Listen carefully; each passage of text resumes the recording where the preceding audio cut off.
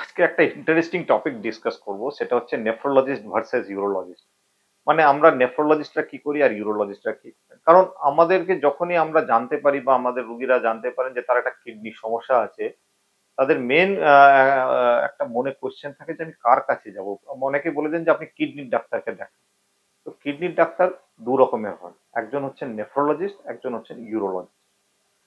Urologist হচ্ছেন তারা mainly surgeon ডাক্তারবাবু।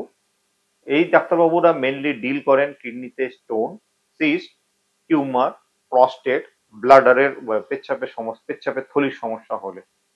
অতএব আপনার যদি স্টোন থাকে বা পেচ্ছাপ দিয়ে রক্ত বেরোয়, তাহলে কিন্তু মোস্ট অফ দ্য কেসেসে আপনাকে কিন্তু ইউরোলজিস্টকে দেখাতে হবে। আপনার যদি আল্ট্রাসাউন্ডে কিডনিতে সিস্ট থাকে, অথবা যদি আপনার কোনো টিউমারের মতন সাসপিশন থাকে, সেক্ষেত্রেও কিন্তু আপনার ইউরোলজিস্টকে দেখাতে হবে। কিন্তু আপনার যদি ইউরিন দিয়ে যদি আপনার প্রোটিন বেরোচ্ছে, বা ইউরিন দিয়ে মাইক্রো হেমাচুরিয়া যেটাকে বলা হয়, মানে আপনার ইউরিনটা দেখতে নর্মাল কিন্তু আপনার ইউরিনে হয়তো একটা এক্সামিনেশন করলে দেখা যাচ্ছে যে সেখানে আরবিসি থাকছে, অথবা আপনার সেরাম ক্রিয়েটিনিনটা বেশি, সেক্ষেত্রে কিন্তু আপনাকে দেখাতে হবে নেফ্রোলজিস্ট। আপনার যদি দীর্ঘদিন ধরে ব্লাড প্রেশার থাকে, দীর্ঘকাল যদি আপনার ডায়াবেটিস থাকে, আপনি যদি আপনার কিডনি চেক করাতে চান, সেক্ষেত্রে আপনাকে যেতে হবে নেফ্রোলজিস্টের।